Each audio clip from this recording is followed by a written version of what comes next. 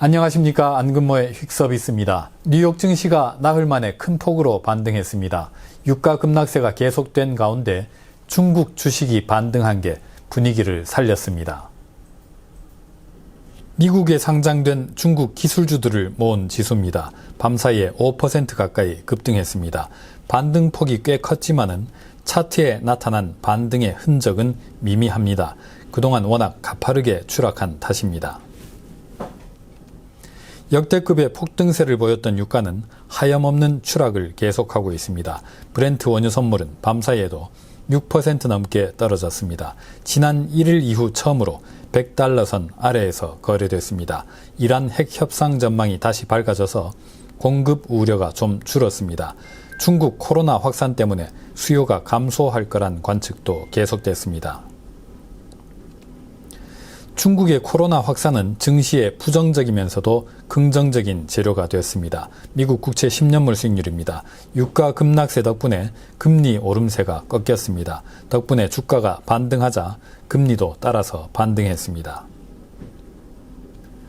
뉴욕 연준이 집계하는 관할지역 제조업 지수입니다. 이달 3월의 미국 경제 상황을 보여주는 첫 지표입니다. 내용은 아주 나빴습니다. 지수가 마이너스 깊은 곳으로 추락하면서 업황 수축을 가리켰습니다.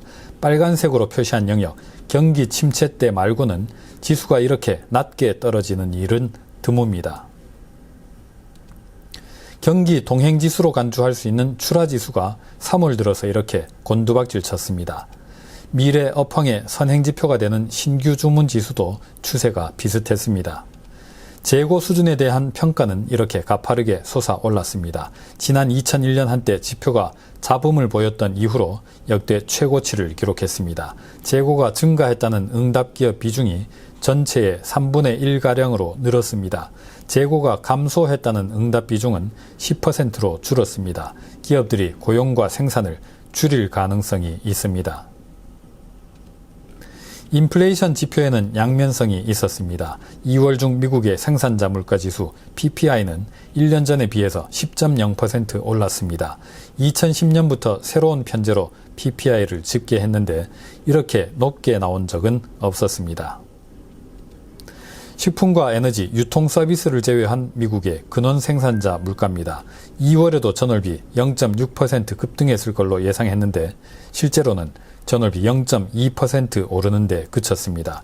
근원 생산자 물가 상승 속도가 2020년 11월 이후 최저치로 급격하게 둔화했습니다.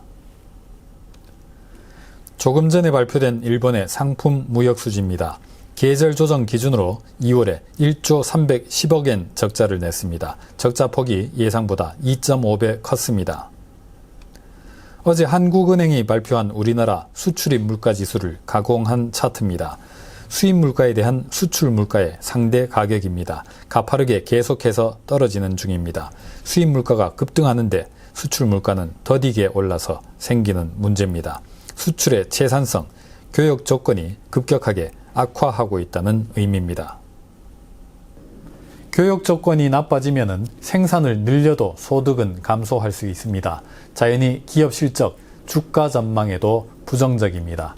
오늘은 여기서 마치겠습니다. 감사합니다.